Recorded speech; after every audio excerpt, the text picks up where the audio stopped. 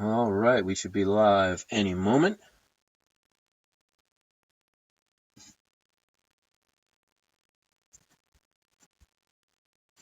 And there we go. Took a little extra.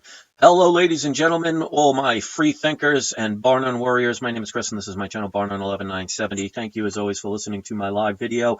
Whether you are watching it live or you're watching it days, weeks, months, years, centuries later, we appreciate, and I appreciate, anybody that wants to question things and try and find alternative reasons other than what the mainstream media, the AKA real fake news, tries to propagate towards everybody. It is currently 5:17 p.m. Eastern Standard Time on the 17th of March, 2017. Hopefully you are all enjoying your day, and I want to thank all the people that are just starting to come in now watching this live. And as always, I always ask for people to communicate amongst yourselves, get a dialogue going, and think for yourself. So we want to talk a little bit about why is it that the United States government really basically hates Russia so much, and why they basically, especially with trying to get Hillary Clinton into the presidency, why they tried to basically want to start a war. And that's definitely something we as human beings really don't want. And it seems like governments want this. And you could see even the media, which is basically corporate owned and government run, has been trying to drop this agenda about Russia for almost 2 years now.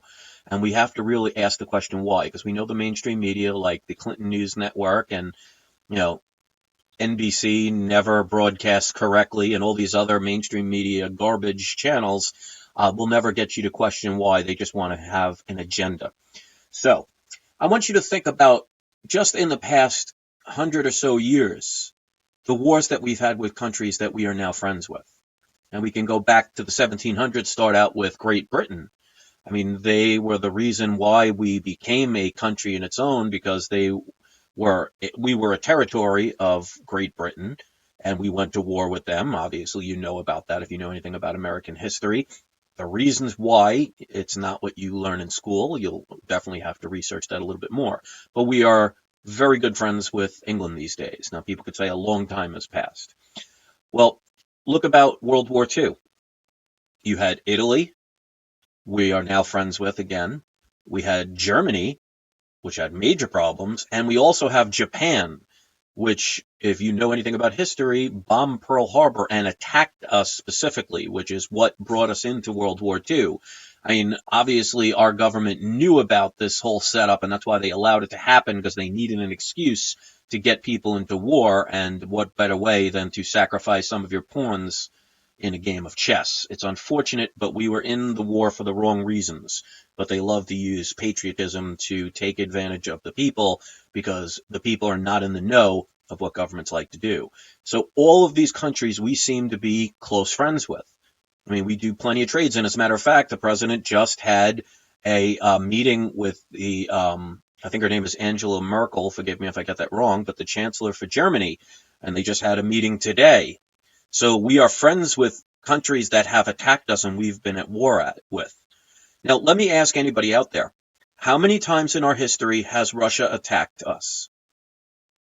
Have we ever had Russian soldiers on U.S. soil ever come in and bomb anywhere in our country? Stop and think about this. We're friends with countries like, for example, Japan, which we do plenty of business with, and they have plenty of our debt. They love to take our inflation and pass it throughout the world, so it looks like we're, sustaining a system when we're not really doing it. We're just exporting it all over the world. And they bombed us. They attacked us. And that was only a few decades ago. And yet we're almost best friends with them. Same thing with Great Britain. Same thing with Italy. Same thing with Germany. So why is it that we seem to want to go to war with Russia so badly, when if you look at just military bases alone, correct me if I'm wrong, I might be off by one or two, but Russia only has, as far as I'm aware of, two military bases outside of their country, and they are pretty much near their own countries. And yet the United States of America Corporation has over approximately 135, if not more, places where our military is stationed all around the world. Now, I can guarantee you, if Russia, China, even like countries like Japan and Great Britain, who are our allies, if they put military bases in our country, I would assume that most people would have a problem with that. And yet, we are all over the place in the world. When it comes to any kind of skirmishes, we're always the first ones to be there. We're the ones that when we took over Iraq, we ended up taking over the poppy plants, all the drugs. And their logic was, and this is not conspiracy, you can actually look this up, our government said we were guarding them so terrorists couldn't take them over. Well, why don't they just burn them or destroy them? Why would they need to keep them going unless they were going to utilize them? And this is what our country does. But yet, for some reason, we label, according to our mainstream media, like the Clinton News Network and all these others, we seem to label Russia as the problem. That's why they're trying so hard, even though they don't have any evidence to back it up, that supposedly Russia interfered with our elections. And yet, our CIA has admitted that we've interfered with other people's elections. Now, here's the major thing that most people may not be aware of. I have tried to warn people for the longest time that politicians don't run countries. Presidents don't run countries. Kings don't run countries. It's the banking system. The banking system, what its purpose is, and it's done it all the way back to the days of how they controlled Great Britain and how Great Britain, even though it doesn't have many natural resources and is a very small country, was able to dominate the world pretty much for centuries, is the fact that they were given credit by banks. Great Britain was the first country to ever start wars and build up its military based on credit. Now, if you know anything about credit, when you borrow quote unquote money, you have to pay it back plus interest. And here's the part when you have to have logic switch in. If you needed to borrow money because you would not have been able to accumulate that amount of currency in the specific time that you needed, well, how would you be able to not only pay that back, what you couldn't originally afford, that's why you needed to borrow it, but pay an additional income, which is called interest? And what happens, for example, if you have a car and you don't make the car payments? What do they do with your car? They take it from you. So this is what they've been doing for centuries. The banks lend money to corporations, to countries, put them in debt, and when they cannot pay their debt, they take their property. So even kings do not have power. It's the banks that control things. Now, what is one thing that is separate between Russia and the United States, besides the obvious things of distance, size, language, and things like that? Is the fact that Vladimir Putin banned the Rothschild banks from entering Russia. So they don't have the Rothschild-controlled banks in their country. Which, if you know anything about what the Rothschilds have done, you would think that's a very good thing. And you'd probably wish our president here, supposedly Donald Trump, who's supposed to be our savior, you'd think his number one priority would be getting rid of the banks. And yet he has plenty of bank employees under his cabinet wings, and he has lots of people that work for Goldman Sachs in his cabinet. And he's not talking about getting rid of this monetary system as we have it, because that's who's in real power. And you bow down to your masters. And that's why you even read the Bible. The only time that Jesus ever got physically violent was when the money changers, aka the bankers, entered the temple.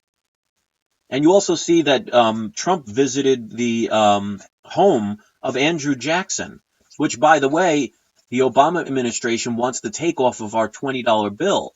Now, he was one of the presidents that helped to get rid of and keep the banking system from taking over.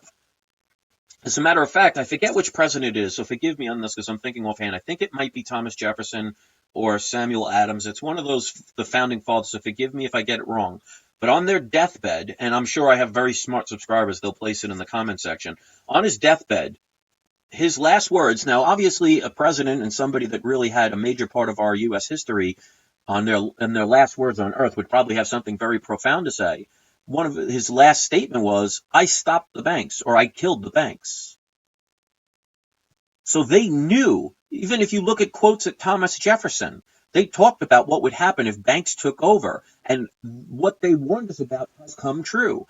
And that's why if you look at things like the Federal Reserve, which is a private-owned entity that opened in 1913, that was the same year of the income tax. So because of the Federal Reserve opening, they started stealing people's income, because before the Federal Reserve was ever existed, people took home 100% of their income. We do not do that anymore, and that's thanks to the Federal Reserve. Not only do they steal our wealth by saying, oh, we're going to raise the inflation, they talk about that every time they raise inflation, they've devalued your currency, which means you need more of it to make a purchase, so they are basically theoretically stealing your money, your currency. And they just use fancy names so you think, oh, it's just part of the way things go. And when people like, for example, John F. Kennedy try and stand in their way, well, we know what happens to them. So that's why even people like Donald Trump don't really want to touch the monetary system. They may talk about it, but like they say, talk is cheap. So why is it that our government wants to start a war? Because let me ask any of you listening right now, whether you're watching this live or days, weeks, months, years later, how many of you have ever wanted to go over to Russia and shoot somebody because they've caused you major problems? Has anyone from Russia ever come to your state, your town, your city, your house, and ever gave you a reason to hate them? And yet, they say things like, well, if you don't research history, you're doomed to repeat it. Well, if you don't teach history, you're not doomed to know what to hate, because that's what they tell you to hate. We've been told ever since I was a child how we're supposed to hate Russia, and that yet not one Russian person has ever done harm to me in any way, shape, or form. And yet how many wars have we been in? Our government. So it's our government people that are responsible for what could be potentially World War III if they had their way. And for some reason, we seem to look the other way because they'll give us a couple little trinkets that make us survive another year. And we seem to be okay with these things, that they're basically literally playing Russian roulette. And it's mainly because of the fact that Russia does not have the Rothschild-controlled banks. And that's what they want. Now, they can't say, well, we don't like Russia because they're a communist nation, because all you have to do is look further south from Russia and you'll see a big country called China, which is actually more purist of communism than even Russia, and yet we have no problem with China. How many of our businesses have moved to China? How many products in Walmart and other stores in this country are from China, from Hong Kong? We seem to not have a problem with them. They have how much of our debt? Because they fall in line. And because Russia wants to stand up for themselves, and God forbid you say anything about Russia, that must mean that you're some kind of communist or something. That's how they get people. They don't go based on fact, they go by emotion. I mean, they did this back in the Cuban Missile Crisis. Even people, if you ever remember the TV show I Love Lucy, well, Lucy's husband, Ricky Ricardo, was a Cuban. But near the end of their series, they had to change it, I think, to Puerto Rican. And they accused all of these movie stars and all these other people of being communists. That's what they do. So I have no allegiance to Russia. I've never been there. I've never met an actual Russian in my life. But there's a thing called let bygones be bygones. No Russian has ever come here to hurt me, so why should I want anybody to go over there and hurt them? What does that solve, other than thinning out the herd? Because I've said this so many times, wars produce lots of money for people that involve themselves in government and banks. Because to start a war, you need to build equipment. You need to pay for soldiers. You need to feed them. You need to clothe them. You need to arm them. Nobody does those things for free. Where does all the money come from? Well, it has to be borrowed. And where do they borrow it from? Banks. And who do banks? Do banks have a conscious decision to say, well, these people seem like the good guys, so we're only going to lend to them? No, if you look at the Rothschild banking system, especially during World War II, how did, for example, Germany, who lost World War I, and with the Treaty of Versailles basically was raped of all their wealth to pay for reprimands for the war, and became basically so impoverished that millions of people were starving to death and money was being printed so quickly that their Deutschmark notes only had one side printed, because each day it would lose more and more value. And yet all of a sudden, a few decades later, they became a world superpower. That's because we helped finance them through Sweden, Switzerland. All that money went through there. But we don't get taught that in history, because that's what propaganda does. Propaganda and agendas are not about speaking truth or making you question things or see different alternatives. If you are told this is specifically how something is, then guess what? You have been filled with propaganda and agenda. If you listen to somebody like me and others that make you think or at least question things, then you know there is no agenda. Despite what some few people will say, the few trolls out there who have 1 or 2 subscribers who make no videos and do nothing but go from channel to channel to try and attack somebody on an emotional level. And that's why they want you to hate Russia. And that is why, as much as I don't love Trump, he is light years ahead of Hillary Clinton, who wanted to have a no-fly zone in Syria, which could have potentially caused World War III with Russia. Now, if you know anything about the U.S. government especially, and any governments, they have bunkers that are underground where they can live for years. So if there was ever a nuclear war, the president, the vice president, all the major people out there, all the quote-unquote important people, would be safely under bunkers, well protected from what would destroy us all, the sheep, the cattle. And we seem to be okay with this stuff. So we did speak up a little bit by getting Donald Trump in there as opposed to Hillary Clinton. But make no mistake, he is part of a corrupt system. He cannot change anything.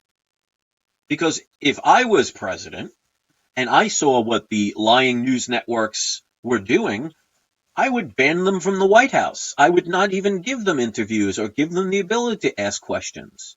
I would create laws that restrict dishonesty. Now, it's okay to have freedom of speech, but when you are a news organization and you are purposely eliminating facts and giving misinformation, there should be penalizations and penalties for that. You're allowed to make an opinion, but when it comes to giving information to the people that could influence a country to go into war with one another, you might want to make sure that they're giving accurate and truthful information and not saying just certain words to fit their agenda. And this is where we have to be careful, because we as people throughout the world, if we continue to allow others to control our fate, you better hope those people are good people. And if you know anything about people in government, there's a reason why we all do not take them seriously and we do not trust their word. I mean, a prime example, what was one of the main things that Trump said, and he was rallying with when people chanted it during his campaign: lock her up. In other words, throw Hillary in jail. And as a matter of fact, in the third debate, and I have a video that even proves it, he said, quote, "You'd be in jail if he became president." Well, is she in jail? Is she being investigated? Does she have any surveillance on her? Who knows? She's not in jail, so how serious is he about what he wants to say? Because you have to compromise. And that's why he even said with his health plan and all these other things, he has to make compromises, because otherwise the Democratic Party will just automatically veto it and say no. Not because they think it's better for the people, it's just because that's how these parties work. The two-party system is an old system that needs to be eliminated and restructured. There should be no two-party system. It should be U.S. humans, not even citizens, because if you know what the legal term of citizen is, you'd never want to be one. But people who live in the United States of America just run for office. No Democrat, no Republican, just an American. So there wouldn't be the agendas, but yet they don't want that. And yet we fight amongst ourselves, because you'll have Democrats who hate Republicans, not because we don't like them as human beings, because we don't know much. We just learn what we learn on the media and the news and our school systems, and we're taught to hate each other. I mean, it's even with race and religion. Why do I care who somebody prays to or what somebody prays to, as long as it doesn't affect me? What do I care if my next door neighbor decides to worship a sheep? As long as it doesn't bother me. Let them do what they want. But yet we seem to have a problem with that throughout history. I wouldn't care if my next door neighbor is having nothing but all male orgies in his house. As long as it doesn't affect me, even if I don't believe that to be something that I would do, because that's not my thing, they have the right to do it. But yet there'll be people that'll judge you and they'll hate you. Same thing with politics. I don't care if my neighbor across the street is a libertarian, Democrat, or a communist. As long as they don't affect me in any way, they have the right to think and live any way they want, as long as they're not infringing on our rights. But yet our government is always there to tell people what they can and cannot do. And they are responsible because of the banking system telling them how to be. And that's why they're so wealthy, because when you play ball, you get paid. And when you don't play ball, you get first humiliated, attacked, and then potentially murdered. And if you look up Vault 7 information, you'll see the techniques that CIA has used. And to anybody that works for the government that's listening to this right now, you're a coward, sellout piece of garbage, and one day you will get what you deserve. And we, the American people, do not fear you, and people around the world do not fear you. We must lose the fear. But make no mistake, there are certain people in this government who want to start a war with Russia, want you to hate them. And the simple fact is, it's solely because of the fact that Russia does not allow the Rothschild banks into their country. And God bless them for such a smart decision, because the cowards in this government would never do that. They make too much fiat currency. So while the people in government and the corporations get more tax breaks, they get more wealthy, they get more benefits, they're healthier because they can eat better. That's why people on welfare are stuck with things like macaroni and cheese and ramen noodles, because that's all they can afford. And all the chemicals in genetically modified products make us sicker and sicker, which the government is very happy to prescribe a pill that will have side effects that could potentially lead to death or other ailments, not for free, but for a cost in one way, shape, or form. These are the people we seem to worship and applaud every day. And that's why I will call out any politician. I make no mistake. I tell people I prefer Trump over Clinton, but I will not be afraid to call him out if I see something wrong. That's what free thinkers do. People that are controlled by propaganda and agenda only see one side of a story and refuse to see the other side because it might contradict their belief system, and they are too afraid to change their belief system because they spent so much time.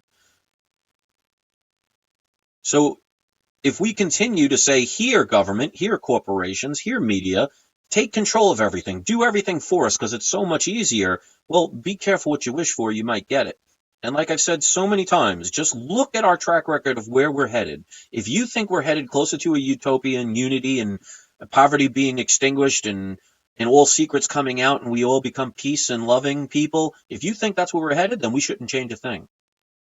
But there's a reason why there's more birth defects. There's a reason why there's more overweight people. There's a reason why people are poorer. Why we're more full of hatred and division than ever before. Do you think it's your next door neighbor that caused any of that stuff? Or do you think it's your media and your governments throughout the world using their propaganda? And they throw you a bunch of breadcrumbs and you sit there gobbling them up, thanking them for the privilege of eating their scraps. Why do people do this? I have no idea. And then when people like me and others speak up about it, you'll get a few people that probably get paid a lot of money, because no rational person, I mean, I get there might be people that don't agree with me or don't even like me. That's fine. I'm not here to make friends. But for some of my trolls who have been stalking me since 2012, that's just not normal. Just imagine if you've been watching a TV show since 2012 that you absolutely hate, and at least once a month you call in to the people who make the show and tell them how much you hate them, but yet you still watch it every single day for 5 years. There would be something mentally wrong with you. So they're either getting paid to do it, or there's something mentally wrong with them. That's why I used to let it bother me, and now I just find them entertainingly humorous. Because anybody that would follow somebody and keep continually speaking about and thinking about somebody that they can't stand for over 5 years has some serious problems or is getting paid a decent amount of currency to continue to spread hatred. And if we continue to look away, to show a blind eye, to pretend I see no evil, hear no evil, and speak no evil, we're allowing a corrupt system to continue to steal from us, endanger us, make us sicker, and fill us with lies. And it's unfortunate, but it's our choice. That's why I tell people all the time, free will. It gives you the choice of being afraid, intimidated, and saying, I don't want to rock the boat. It could get you to want to speak truth and stand up for what you believe in, or it could make you sell out and pretend to be a crisis actor or a paid troll or somebody that will work for a government system and take advantage of other people for their own personal gain. It's your choice, but there's always consequences to everything, even if you do not see those consequences right away. So our mainstream media, the real fake news, is going to ram Russia down our throats until we are programmed to hate them. And most people just believe what they're told because you tell a lie long enough, it becomes the truth. And people do not want to wake up. They'd rather be entertained. They'd rather have a few scraps. It's like a bunch of pigs in a pen and somebody just takes that bucket of slop and just dumps it on the ground and they all go through a feeding frenzy. That's how these people in government and banks view us. It's bottom feeders. And when we just sit there grazing upon their slop that they've gifted us, we basically prove them right. And I will not be one of those people. That's why I don't mind struggling. Because I will not get paid to read an agenda that fits some billionaire's interest. And that's why, and I'll make a statement right now, I have a partnership on YouTube. It's Maker Studios. And they informed me earlier this month that they're about to drop me from their partnership. Now, if you see my channel, there's no nudity. There's hardly even any cursing. There's nothing inappropriate on my channel. And yet Maker Studios, who is owned by Disney, has decided to drop me from their partnership. Now, what would it be? Because my videos are inappropriate? They sure aren't. It's because my videos are full of violence? They sure are not. Because my videos have lots of nudity? Not once. It's because I speak the truth. So Maker Studios, who is and won't let me go, because I tried to say, all right, you're going to release me at the end of the month, or just let me go now, and they refuse to let me go. So they want to get plenty of profit off of me before they release me. So they're a bunch of hypocrites. And Disney, if you look up Disney, you'll see when they talk about Pizzagate and they talk about the sex trafficking, you might want to look at what Disney movies have hidden inside all of their movies. That's the one reason I regret taking down my original channel, because I had a video that showed it. That if you look at any scene, almost any scene in Disney where there's smoke, fire, water, or moving sand, you will see the word sex, and you will see other subliminal messages. And that's why you see all these musketeers that were once wholesome and good, like Britney Spears and Justin Timberlake and Christina Aguilera and Hannah Montana. All of a sudden, as they get older, they become very promiscuous. There's always a reason for things. So they want to drop me? That's perfectly fine. I can always get another partnership, but it proves that because I speak truth, they want to try and think they can injure me by releasing me for basically the only reason being I speak about things that they don't think are appropriate for their agenda. And that's why I think YouTube is a piece of garbage. It's only good enough for the few people that are able to find my channel because they search for it. Otherwise, they do a damn good job of hiding my information. And that's why I have 33 subscribers. And now, ever since I trashed YouTube about a week ago, my average view count is under 500 now.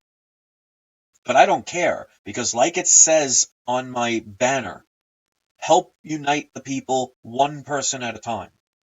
So would I love 50,000 people to be viewing? Absolutely. It just means I would be able to interact with that many more people. But that's because YouTube, which is corporate owned and government run, Places like Facebook and all those things control us, and we allow it because we choose to look the other way or think we don't have the ability. If everybody stood for themselves and stood up for what's right, we could change this in a heartbeat without having to pull one trigger of any gun. We know how to beat the system, just people don't want to sacrifice the slop that they throw down at the floor for fear that they can't get anything else, instead of realizing that there would be so much more in this world if all the truth did get out, all the technology was around, all the cures were allowed to be seen, no poverty, food for everyone. But yet we have, what was it, 6 people? It's either 6 or 8 people that have more money than half the population of the planet. Why do they need that much income? Just imagine if they divided it throughout the people. We could feed the hungry 100 times over, and yet we choose to not do it because then they cannot bankrupt countries. And that's what it's all about. And that's why we're told from our U.S. government and through other sellout medias throughout the world that Russia is the problem. Russia is a problem for them because they will not fit into their agenda of the Rothschild banks. So, of course, from their point of view, Russia is the enemy. But are they the enemy to us, the people? No. So I want to thank you all for listening to what I have to say. It means a lot, the few people that actually come here and interact with each other, communicate, and listen to what I have to say. I appreciate it because I know I am not some billionaire. I'm not doing fancy videos with pretty lights and things to keep you distracted. I'm not some Harvard or Yale graduate speaking with a tie and reading off a cue card. I don't work for a major corporation. I'm just a regular person that's tired of the lies. And even though I may not get everything right, I'm not afraid to question things. And that's the people I want here. And sadly, we are few and far between. And none of these bigger channels ever want to even work with me to help unify. And I think that's sad. Because, like they say, united we stand and divided we fall. But too many of these YouTube channels are so worried about the money that they don't want to work together or even mention other channels for fear it might take away a couple of their dollars. Well, I get my dollars taken away all the time. I showed how much I make on a video. It's still up, even when people told me I should take it down. I don't care about the consequences. If I get less money because of it, so be it. I don't do it for the money. To me, the money is a bonus. But some people use this as a living. I do it as I make videos to try and help people think for themselves, and the fact that I make a little bit of pocket change from it is an added bonus. And they think taking away my ad membership and making a lot of my videos unfriendly for advertisement thinks it's going to stop me. Well, they're messing with the wrong person, because out of sheer stubbornness, I will do it. And that's why recently on my other channel, I haven't made that many videos recently because I've had my problem with my water heater. I still have to get that fixed. We're pretty much at the point now where in about another week or so we'll be able to order it and get it all set up. But my We Love Comics channel, which I do for kind of relaxation to kind of set my mind in a peaceful mode every now and then, I just made a video today if anybody wants to see it. So that's for people who care about that stuff. I just do it because it's something that reminds me of my childhood, and it kind of gives me a break from this stuff, because this can get stressful, especially when you have people that are going to hate you for it or ignore you for it.